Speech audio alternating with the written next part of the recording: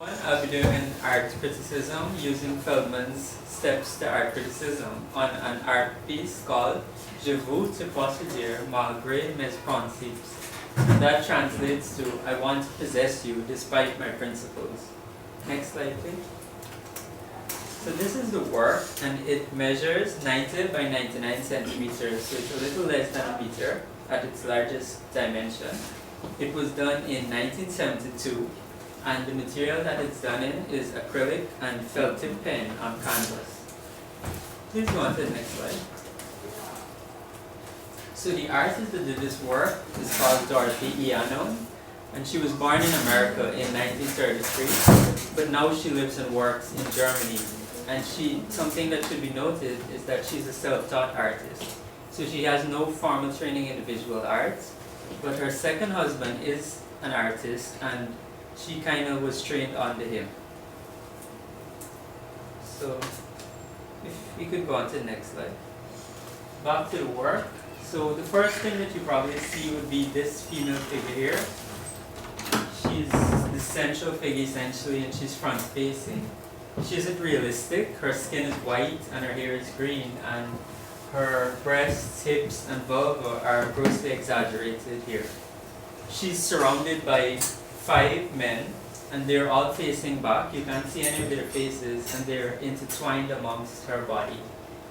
It might be hard for you to see, but here there's 1, 2, 3, 4, 5. Their bodies aren't necessarily realistic either. They're very flat and not three-dimensional.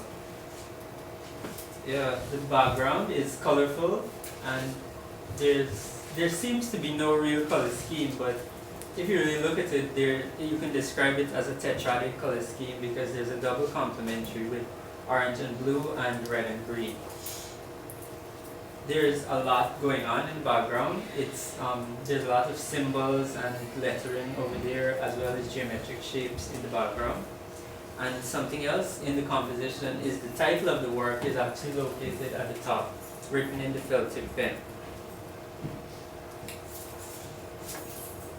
So if you look, going into the elements of the work, as I mentioned earlier, the woman is the primary figure and she's very large. And that kind of conveys that feeling of dominance or power over the other people because 5 men are around her and she seems unfazed by them. Her facial expression doesn't show any really any emotion. She's just sitting there stoically displaying prowess over them. In terms of value, if you look at the work, as I said, there's no three-dimensionality to it. The work is very flat. And that can be said, you can come to a conclusion that the reason why the work is flat is because Dorothy doesn't have any formal training, so she wouldn't have been exposed to the Eurocentric idea that a lot of us are exposed to in terms of using light and dark to create the illusion of depth. So her work is flat, and yeah, it's flat. In terms of line, there's a lot of simplified lines, and the primary function of them are to separate the figures from each other and to separate the figures from the background. And she really simplified the lines into the really most basic contour lines. So if you go on to the next slide, you can see that, for example, the nose, she just used one simple line there to show the nose, not a lot of detail. So she really simplified it, but it's not realistic. Go on to the next slide, please. I spoke about the color scheme. It can be described as tetradic, but I wouldn't say that she had any reason behind choosing the colors, so there's no real symbolism, or definitely the color isn't representational, so you can describe the color as arbitrary. She used the color without any real reason, similar to the way that the Fauvists, like Matisse, use color. They just use color sort of in a wild way. In terms of proportion, I said earlier also that her breasts, hips, and vulva are exaggerated, and that exaggeration places emphasis on femininity and the reproductive organs, and that's a topic that Dorothy really looked at in her work. She was focused on sexuality and more specifically feminism, but from a sexuality point of view, not necessarily politics or economics, but based on sex.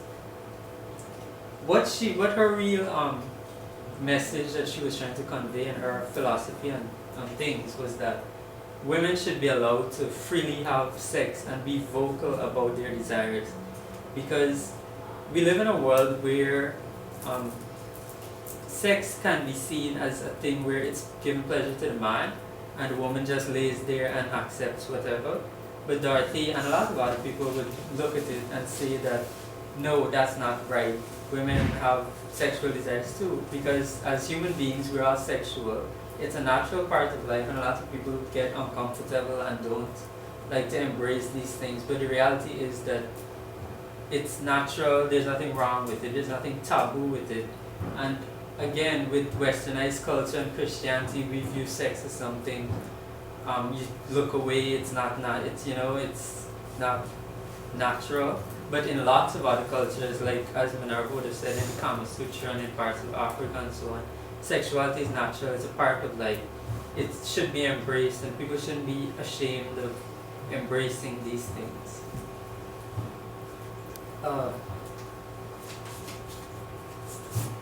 Also, I said that this work was done in 1972, and that time period in history, it was really the time of the sexual revolution in America and the rest of the world.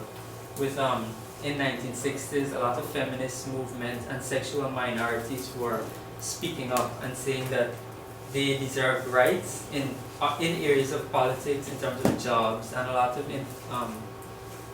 of people were speaking up about like the woman's role in the home. Because if you think about the 1950s and so on, the woman really was a housewife who stayed at home and cooked, and the man would go out to work. But in the years leading up, the years following, the 1950s, women were questioning these things, and also things in the world like access to contraception and so on were becoming a thing.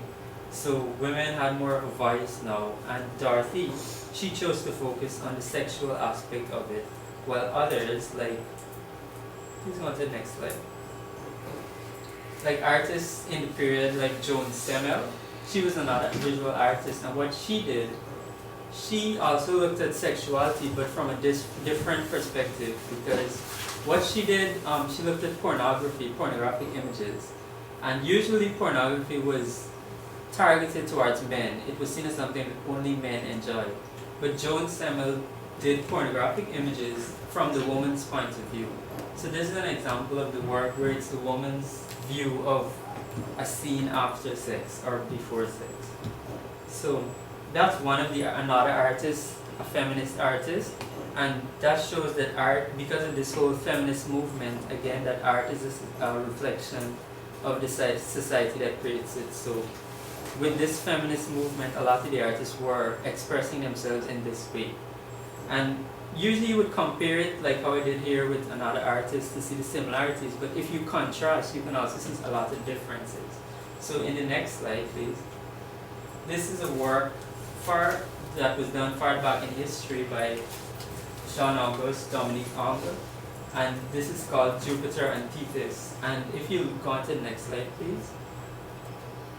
If you compare Dorothy's work to this work, you can see the composition is very similar, with this strong figure in this center. They're front facing and they're surrounded by weaker figures. So here, the male figure is dominant, he's strong, he's unmovable, and he's larger than the woman. And she appears weak and curved, and like she can't really do much. But Dorothy really reversed the rules. By the way, I don't know if she used this as inspiration, but I saw that the composition was very similar. But Dorothy did the woman in that way, where the woman is unaffected and she's strong and she isn't moved by all of this action going on around her. On to the next slide, please. So when I was looking at this work, my first reaction was that I didn't like the work, because I was looking at it from an art school point of view then, an aesthetic, looking at the aesthetic value of it. And I was saying things like, the colors don't really do anything, they're just all over the place. The eye can't really travel, it's just, everything is just straight in front of you. It looks like a tapestry. It's flat. It doesn't have any dimension. But really looking into the time period and like the what Dorothy was trying to convey, you get a better understanding and you really appreciate the message that she was trying to convey. And while I still think that certain things, like for example these, which I assumed are birds, but you can't really tell what they are. But things like those that aren't really easy to understand, those weren't her focus. Because she was self-taught, her mode of expression wouldn't be the same as ours. So her approach was more about the symbolism and getting the message across. So that's what she did. And also about this work, today it might not seem as controversial. I don't know, I didn't find it very controversial. But when you think back about that time in 1972 when she first did the work, it was banned and censored and she couldn't display it because at the time for a woman to do, alone just a woman doing the art was a big controversy, but also for her to do this kind of art where she was really vocal and not hiding anything. It was really important for people to do things, and that's one thing I would definitely take away from it. She wasn't afraid to express herself and show what she wanted to show, because she wasn't trying to paint another pretty. You won't put this in a hotel and just have it up on the wall. That's not her aim. Her aim was to start a conversation and to start to create a domino effect then in the world to really say something about her point of view. And I think that's something both myself and a lot of other people could take away from this art or this artist, that there's more to art than just a nice picture. There's a message. It's a vessel that you can use to convey something greater. And I think we should all consider that and think about it. So thank you very much.